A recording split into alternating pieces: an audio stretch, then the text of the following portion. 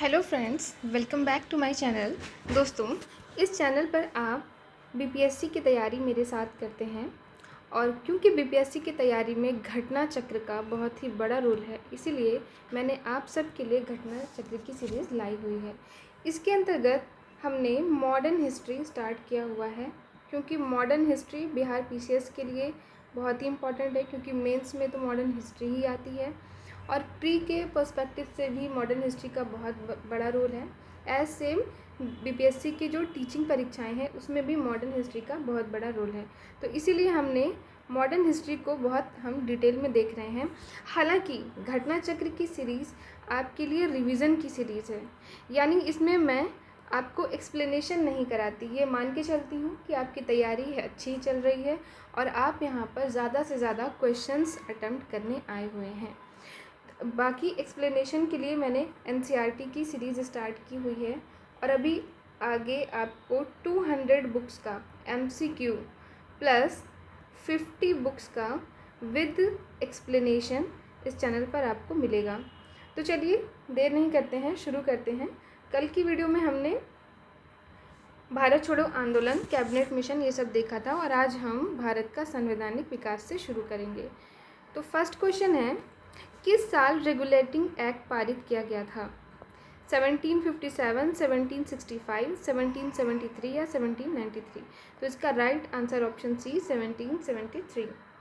British सरकार ने company में व्याप्त भ्रष्टाचार एवं कुप्रशासन को दूर करने के लिए रेगुलेटिंग एक्ट पारित किया था। एक क्वेश्चन ये भी बन सकता है कि रेगुलेटिंग एक्ट क्यों पारित किया गया था? तो भ्रष्टाचार और कुप्रशासन को दूर करने के लिए। नेक्स्ट है, इसके तहत मद्रास एवं बम्बई प्रेसिडेंसियों को कलकत्ता प्रेसिडेंसी के अधीन कर दिया गया था और बंगाल के गवर्नर को अब अंग्रेजी क्षेत्रों का गवर्नर जनरल कहा गया। इसके बाद नेक्स्ट इम्पॉर्टेंट टर्म है कि बंगाल का प्रथम गवर्नर वॉरेन हेस्टिंग को बनाया गया, ये आपको ध्यान में रखना है। नेक्स्ट क्वेश्चन, रेगुलेटिंग एक्ट पारित किया गया कब? तो अभी हमने देखा 1773 में। नेक्स्ट क्वेश्चन, नागरिक सेवाओं के लिए प्रतियोगी परीक्षा प्रणाली को सिद्धांततः कब स्वीकार किया गया था?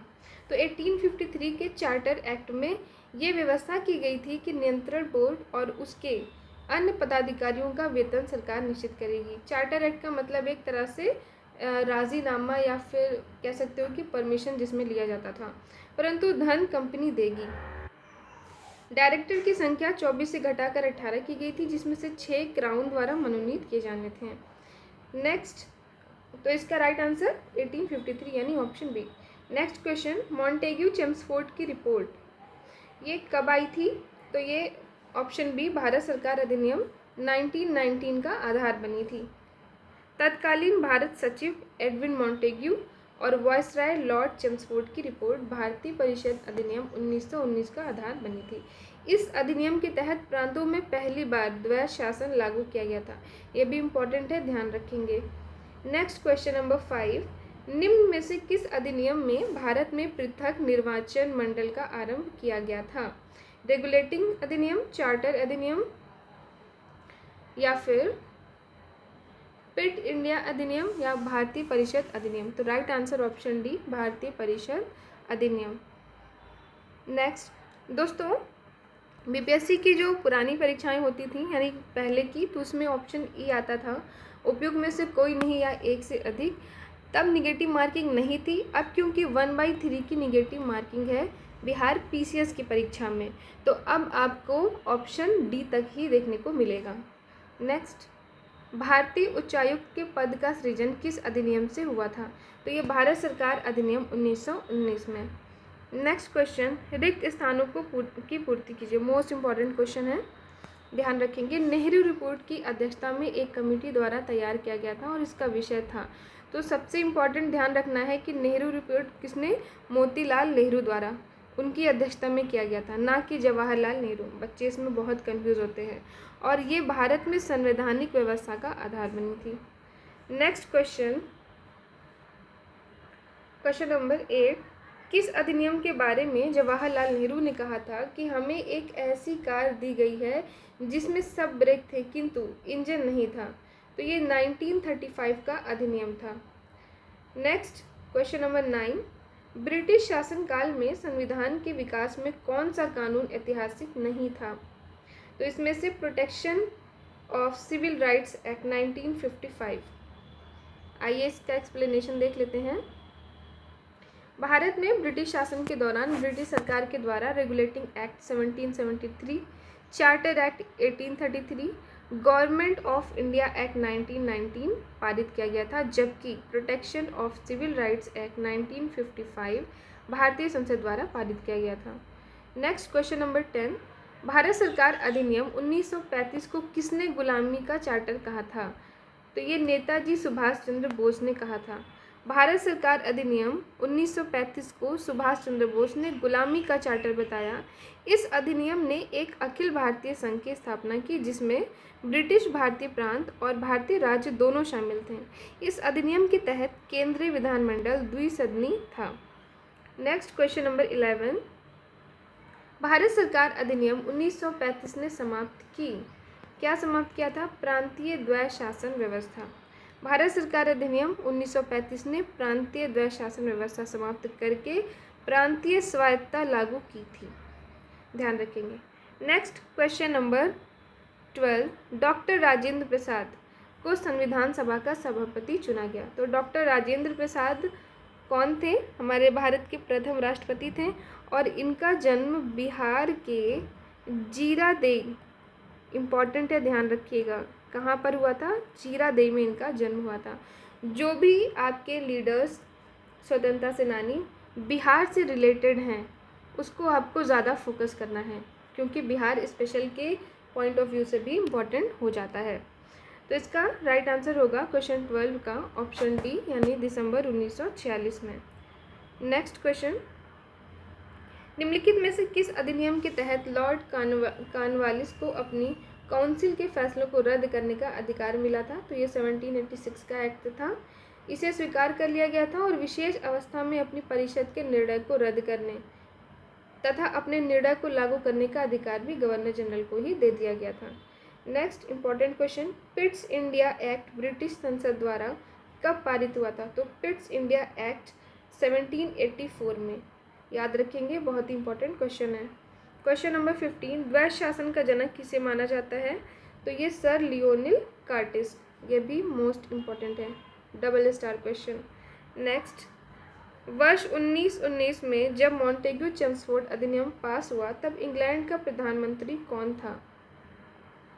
Lord George, Lord Hamilton, sir Samuel Hoare या लॉर्ड सैलिसबरी? तो इसका right answer option A, Lord George. Next question number 17,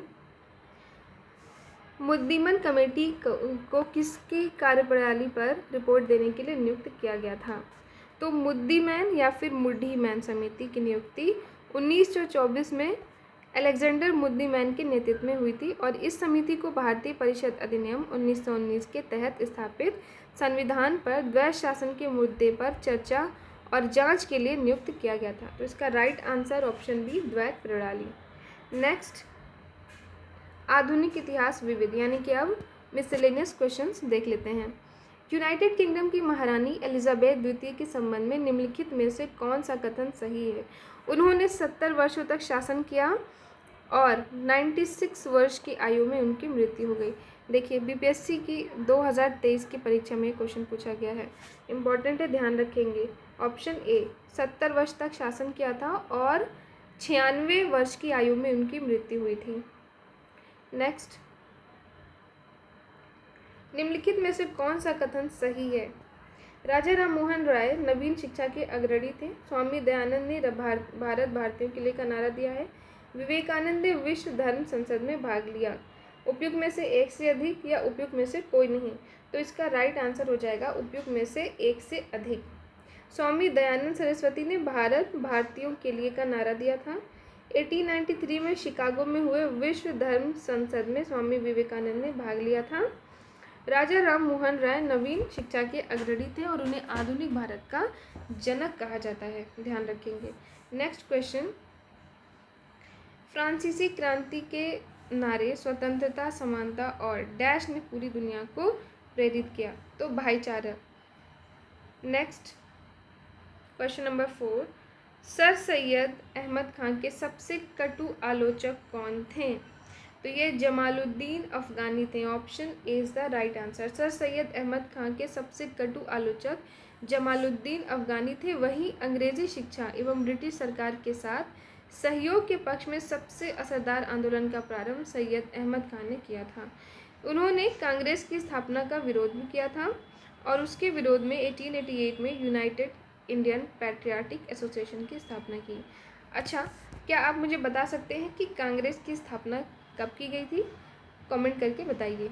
next question, question number 5। एक अच्छे यूरोपीय पुस्तकालय की एक अलमारी भारत तथा अरब के संपूर्ण साहित्य से अधिक मूल्यवान है। ये कथन किसका है? तो ये टीबी मैकाले का कथन है और यही भारत में अंग्रेजी शिक्षा के जनक भी कहे जाते हैं। Next question, question number 6। निम्नलिखित में से कौन सा युग्म सही है? 1905 में बंगाल का विभाजन, 1908 में कांग्रेस में फूट, 1919 रॉलेट सत्याग्रह।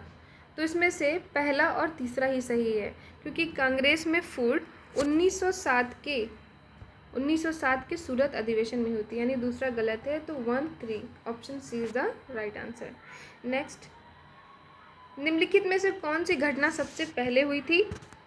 तो ये संथाल विद्रोह सबसे पहले हुई थी 1855 से 56 में, जबकि बिरसा मुंडा विद्रोह 1899 से 1900 और ताना भगत आंदोलन 1914 में प्रारंभ हुआ था। नेक्स्ट क्वेश्चन, खान अब्दुल गफ्फार खान द्वारा स्थापित खुदाई खिदमतगार को किस नाम से जाना जाता है? तो ये रेड शर्ट्स के नाम से जाना जाता है। वे स्वयंसेवक लाल कुर्ती पहनते थे, जिसके कारण ही रेड शर्ट नाम से जाना जाता है। नेक्स्ट, भारत में प्रथम जनगणना किस वर्ष प्रारंभ हुई थी? तो भारत में प्रथम जनगणना 1872 में प्रारंभ हुई थी और प्रथम नियमित जनगणना 1881 में लॉर्ड रिपन के शासनकाल से मानी जाती है। नेक्स्ट, किस डोगरा जनरल, अच्छा क्या आप मुझे बता सकते हैं कि अभी हाल ही की जनगणना कौन से वर्ष में हुई थी? अगर पता है तो कमेंट करके बताइए। किस डोगरा जनरल ने 1834 और 1841 के बीच लद्दाख, बाल्टिस्तान और तिब्बत के कुछ हिस्सों में सफल सैन्य अभियान का नेतृत्व किया है? मेहन सिंह, गुलाब सिंह, मेहता बस्तीराम या Zorawar Singh? Right answer option D, Zorawar Singh. Now come to question number 11। महारानी विक्टोरिया को भारत की साम्राज्ञी नियुक्त किया गया था। तो ये 1877 में किया गया था। आइए एक्सप्लेनेशन देख लेते हैं। ब्रिटिश संसद ने एक राज उपाधि अधिनियम पारित किया था, जिससे महारानी विक्टोरिया को कैसरे हिंद की उपाधि दी गई थी। इंपॉर्टेंट है, ध्यान रखेंगे। लॉर्ड लिटन ने 1 जनवरी को 1877 को दिल्ली में एक वैभवशाली दरबार का आयोजन किया गया था और इसमें इस उपाधि की घोषणा की गई थी। इसी समय दक्कन में भीषण अकाल पड़ा था। सरकार ने जो झूठे आडंबर और वैभव पर करोड़ों रुपए खर्च किए थे, विशेषकर उस समय जब लोग भूखे मर रहे थे, तो उस बारे में आरजी प्रधान के अनुसार इस राज उपाधि अधिनियम और दिल्ली दरबार से एक राष्ट्रीय अपमान की गुप्त भावना सी जनता में फैल गई थी। कलकत्ता की एक पत्रिका ने इसकी तुलना उस घटना से की है जब नीरो बंसी बजा रहा था और रोम जल रहा था। ये भी इम्पोर्टेंट है, ध्यान रखिएगा। Next question number 12। निम्न कथनों में से कौन सा कथन सही है? लईक अली निजाम के एग्जीक्यूटिव काउंसिल के प्रेसिडेंट थे। हैदराबाद के खिलाफ ऑपरेशन पोलो 48 घंटे तक चला था। कश्मीर राज्य ने इंस्ट्रूमेंट ऑफ एक्सेशन के दिन हस्ताक्षर किए थे। शाहनवाज भुट्टो जूनागढ़ स्टेट के आखिरी दीवान थे, या के एम मुंशी को भारत सरकार ने हैदराबाद में अपने एजेंट के रूप में नियुक्त किया था। तो इसमें से पहला, चौथा और पाँचवा, यानी कि पहला, चौथा और पाँचवा सही है। नेक्स्ट, मीर लईक अली हैदराबाद के निज़ाम के एग्जीक्यूटिव काउंसिल के प्रेसिडेंट थे। हैदराबाद के भारत में सम्मिलन हेतु ऑपरेशन पोलो सितंबर 1948 में 5 दिनों की अवधि के लिए था। आपको ध्यान रखना है। कश्मीर राज्य के महाराजा हरि सिंह ने भारत के साथ इंस्ट्रूमेंट ऑफ एक्सेशन पर, यानी विलय पत्र पर 26 अक्टूबर 1947 को हस्ताक्षर किए थे। ये भी इम्पॉर्टेंट है, ध्यान रखिएगा। अभी हाल में जिस तरह की कंडीशंस भारत और पाकिस्तान के बीच चल रही है, तो इस तरह की चीज़ें और भी ज़्यादा इम्पॉर्टेंट हो जाएंगी, क्योंकि कश्मीर का पाकिस्तान से जो भी मुद्दा है उस टर्म में ये क्वेश्चन और इम्पोर्टेंट हो जाता है। के एम मुंशी को भारत सरकार ने हैदराबाद रियासत में अपने एजेंट जनरल के रूप में नियुक्त किया था। नेक्स्ट है, किसने कहा कि जब तक ये तीसरी शक्ति अथवा इंग्लैंड यहाँ है, हमारे सांप्रदायिक मतभेद हमें परेशान करते रहेंगे। तो ये कथन महात्मा गांधी जी का है, यानी कि इनमें से कोई नहीं। और ये बात उन्होंने लुई फिशर को दिए गए साक्षात्कार में कही थी। राष्ट्रवाद की आध्यात्मिक दिशा किसके द्वारा लोकप्रिय बनाया गया था? तो ये स्वामी विवेकानंद के द्वारा बनाया गया था। नेक्स्ट है, भारत के स्वतंत्रता संग्राम के दौरान निम्नलिखित घटनाओं पर विचार करिए। तो इन घटनाओं को क्रम से लगाना था। तो सबसे पहले सूरत विभाजन हुआ है 1907 में, फिर मार्ले मिंटो या मिंटो मार्ले सुधार 1909 में, होम रूल आंदोलन 1916 और खेड़ा सत्याग्रह 1918 में। तो इसका राइट आंसर हो जाएगा ऑप्शन सी। अंत्योदय कार्यक्रम का उद्देश्य क्या है? तो गरीबों में जो सबसे गरीब है उसकी सहायता करना। लॉर्ड सिन्हा ने 1921 में कहा कि गवर्नर पद से त्यागपत्र दिया था। तो ये बिहार और उड़ीसा थे। तो दोस्तों आज के लिए इतना ही। कल फिर मिलेंगे, आगे की सीरीज़ को कंटिन्यू करेंगे। और अगर आपको मेरी वीडियो पसंद आ रही है तो इसको लाइक और शेयर ज़रूर कर दीजिएगा। और हाँ, सब्सक्राइब करना बिल्कुल नहीं भूलिएगा। Thank you so much for watching my video.